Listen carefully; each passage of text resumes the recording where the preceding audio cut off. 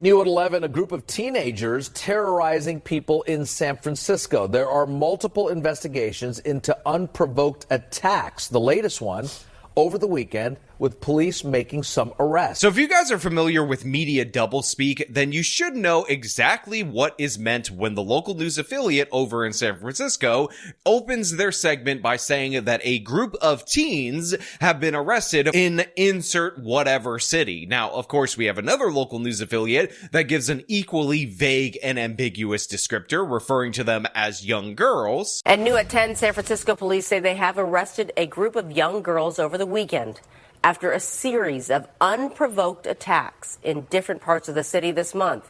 In at least one case, the victim is also a teenager. But of course, we're told throughout this local news segment that since one of the victims is also a teen, that these are in fact teen girls that have been arrested in connection with these series of assaults that, by the way, date back to early July. And I think this is an important point that I need to highlight throughout the course of this particular video, which is that the segments that I'm highlighting are from July 29th of 2025. So the end of July, these local news affiliates decided to report on 3 arrests made. However, there were assaults that dated way back to the beginning of July. In fact, one of the Reddit posts that I'm going to reference from one of the victims' mother actually dates back to July 11th, and this included key information that could have helped us solve the case, identify the perpetrators, like photographs in high quality in broad daylight of said perpetrators. But in addition to that, you're also going to find out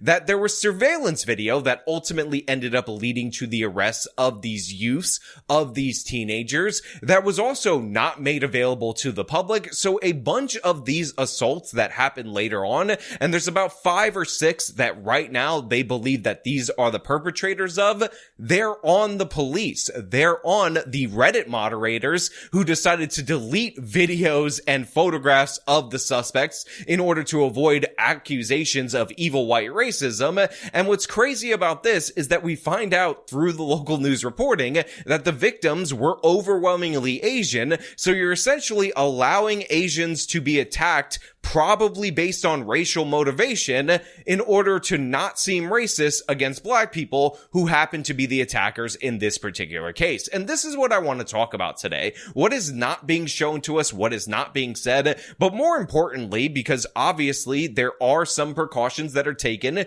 in order to protect the identity of youths post their arrest. And again, they're innocent until proven guilty. What was not shown to us prior to these later attacks, because there is a good chance that the high quality photos, had they been made available to the public, would have led to arrests that could have stopped 3 to 4 of these later assaults. But before we get into that, I want to thank everybody who supports this channel via actualjusticewarrior.com/join. I was attacked at Stonestown at the corner of Citibank out of nowhere.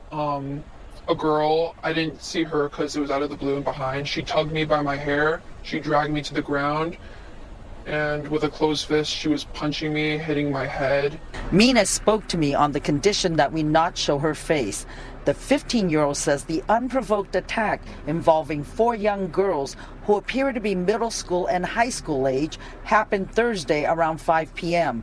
While one girl attacked her, the other 3 used their cell phones to record the assault. So this local news affiliate interviews one of the alleged victims of this attack. Now, of course, the alleged victim wants to remain anonymous because she is in fear of reprisal, but one of the things that she describes is the fact that she was attacked from behind immediately the fight started, with her hair being pulled, and then she was savagely beaten by an individual who I'm sure she described to the local news affiliate, but they just happened to cut it out, while 3 other girls filmed the whole thing and they were laughing. And again, this is one of the things that I've highlighted on this channel almost as much as anyone. It's called the knockout game, which is when disproportionately black youths decide to attack random people on the street. And the reason it's referred to as a game is because the motivation behind this is for fun. A lot of people like to blame poverty. They say we have to arrest poverty in order to stop criminality, but in reality, if you're just walking up behind a random person that you think is weak, that you think is vulnerable, and beating the crap out of them to the cheers of your peers while they're filming it, the villain behind that is not poverty. It's the fact that you think this is fun and acceptable behavior. I was just on the ground and I was screaming, crying, trying to fight back, but I was very shocked. I was in shock and I was very scared, so I didn't know what to do. Now look, obviously this girl was scared. She didn't know what to do. They caught her by surprise. She tried to fight back, but again, part of the advantage of being a sucker puncher, of starting the fight prior to informing the other person that they're even in a fight, is that they don't really have time to formulate a response, and with multiple attackers savagely beating her for fun, for entertainment, it is perfectly understandable that she wasn't able to fight back. I mean, after all, this girl is no Jussie Smollett who fought back and sent them off running. Number 3, I want them to see that I fought back. And I want a little gay boy who might watch this to see that I fought back. And it does not take anything away from people that are not able to do that. But I fought back. They ran off. I didn't. She just didn't have the strength that Jussie Smollett and, of course, little gay boys have in their pinkies. I just want young people, young members of the LGBTQ community, young black children, to know how strong that they are, to know the power that they hold in their little pinky, in order to fight off multiple attackers that sneak attack you. Now, we jump to the other local news affiliate segment, and they also interview victims and witnesses. They also want to remain anonymous because they're also afraid of reprisals. I saw what was 2 people pulling a girl's hair and then punches and kicks on her. And then I quickly saw blood. I saw the attackers shift to a second victim. So we have a witness who says that 2 girls ended up coming up behind one of the victims. They pulled her hair, started punching and kicking her while she was on the ground. Again, a sneak attack, pure cowardice. And after they beat this girl bloody, they decided it would be a good idea to shift to another victim. And then they implemented the vicious tactics on that other person. And obviously this witness, being a normal person, being someone who's not expecting this kind of violence because they were in an Asian neighborhood, and violence doesn't happen in Asian neighborhoods typically unless it's outsiders doing it, she was obviously shocked and horrified by what went down in this particular case. So we hear from a police official a little later on about the arrests that were made and an admonishment, and honestly, you're going to be incredibly disappointed by what he informs you of. San Francisco police say in this case, it was a group of teens who attacked 2 unsuspecting people outside of the Haiti shop.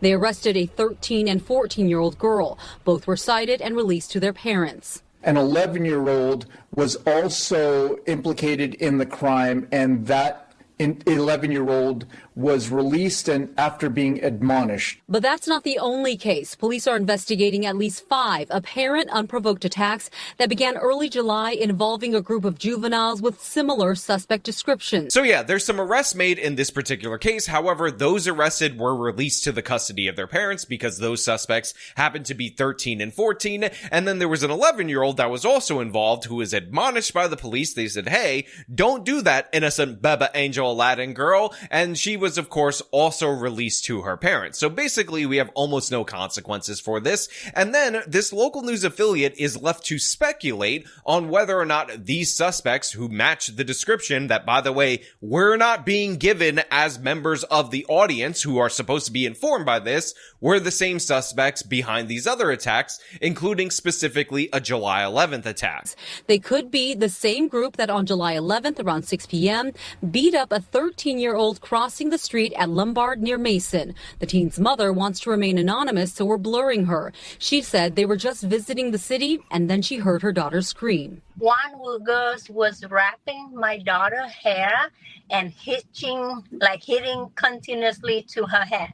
and one girl was filming while other girls were looking. So we get to hear from the victim's mother in a July 11th case that went down in San Francisco, and then there's speculation from the local news media about whether or not the suspects that were arrested this time happened to be the same suspects that were the ones behind that attack. Now, of course, there should be no mystery about this. They should have informed the victim's mother that they did or they didn't capture those suspects, and the reason why is because guess what? This mom actually has one of the few surviving Reddit posts about this particular instance where she posted the photos of the suspects. Here they are. And by the way, this should have been released publicly to the news media, not suppressed by them, not suppressed by the police, not suppressed by platforms like Reddit, because we have multiple different attacks that occurred after this July 11th attack. These are clear photos where you should be able to identify these particular suspects, the alleged attackers,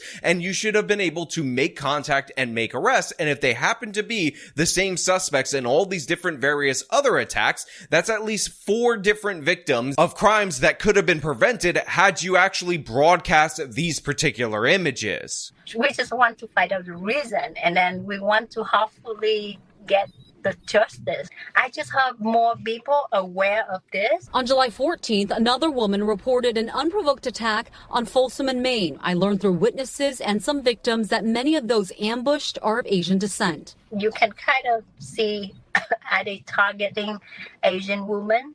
I don't know, for whatever reason. Now, I actually found 5 more posts about these ongoing attacks on Reddit that were all removed by the moderators in order to protect the identity of the criminals. And again, it's just absurd that these are potentially anti-Asian attacks, part of the knockout game being done for fun. And in order to fight against evil white racism, Reddit moderators have decided to remove these so we have less information. But police are stopping short of that. We have a number of incidents where not everyone matches the similar description. We are looking into hate aspect. At this time, there is no evidence. Now, again, we get the same police chief from the other local news segment who says, yeah, we're looking into this. We're looking into hate crime. But right now, there's no evidence because in the city of San Francisco, we don't charge black people with hate crimes because we don't like to actually acknowledge reality. So, of course, they're not going to find any evidence of it. They're not looking for it. They're looking to suppress. And again, I will point out, and this has been described oftentimes as suicidal empathy, the refusal to release surveillance images and a description and photographs, and in fact, the going out of your way to do the opposite and suppress that information led likely, if these are the same perpetrators behind these various attacks, to more victims. So you ended up sacrificing more people as victims because you didn't want to hurt the feelings of a different community. It's absurd. It's insane. And by the way, if you talk to most black Americans, they don't want serious, ongoing, violent threats to be just wandering around through their communities. So it's not even something that actually helps them. But you know what? Those are just my thoughts. I want to know what you guys think about all this down in the comments below. As per usual, if you like this video, show them by leaving a like, subscribe for more content, follow me on the social medias, support me via the support links in the description of this video. This has been me talking about the local news media covering up crucial information that possibly led to more people being victimized. Till next time.